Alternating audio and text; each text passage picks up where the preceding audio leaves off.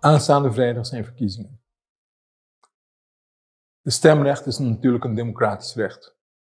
Het is voor velen een moeilijk verkregen recht. Dus je wilt er natuurlijk zeker gebruik van maken. Aan de andere kant hebben we het probleem dat we een virusuitbraak hebben. En het is niet de bedoeling dat dit event van de verkiezingen uitmondt in een superspread event. Dat er meer mensen ziek worden. Dat er mogelijk meer mensen het ziekenhuis in moeten. Of dat er meer mensen dood moeten gaan. Dus het advies luidt, ondanks het feit dat er verkiezingen zijn. Als u positief bent en in isolatie bent, blijft u alsjeblieft in isolatie. Blijf thuis. Als je in quarantaine bent, blijf in quarantaine thuis.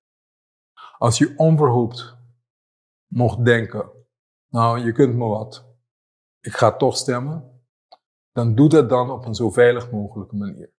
We weten dat dat toch gaat gebeuren. Ik ben geen politieagent, ik kan er niet op toezien dat dat niet gebeurt. Dus mocht u besluiten dat u toch gaat stemmen, graag dan zo veilig mogelijk. Wat houdt dat in? Kies een rustig moment om te gaan stemmen, wanneer u weet dat het niet zo druk is bij de stembureau. Gaat u alsjeblieft alleen in de auto, niet met anderen. Neem niet mensen mee. Ga niet met het openbaar vervoer. Blijf zo kort mogelijk ter plaatse. Breng uw stem uit. Ga meteen weer naar huis. U moet ten alle tijden 2 meter afstand houden van iedereen.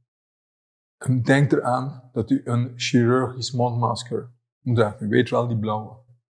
En deze niet of zo min mogelijk afdoen.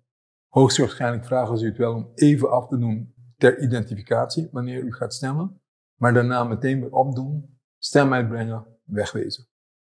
En denkt u eraan handhygiëne. Handen wassen, met water en zeep. Als dat er niet is, dan hand sanitizer.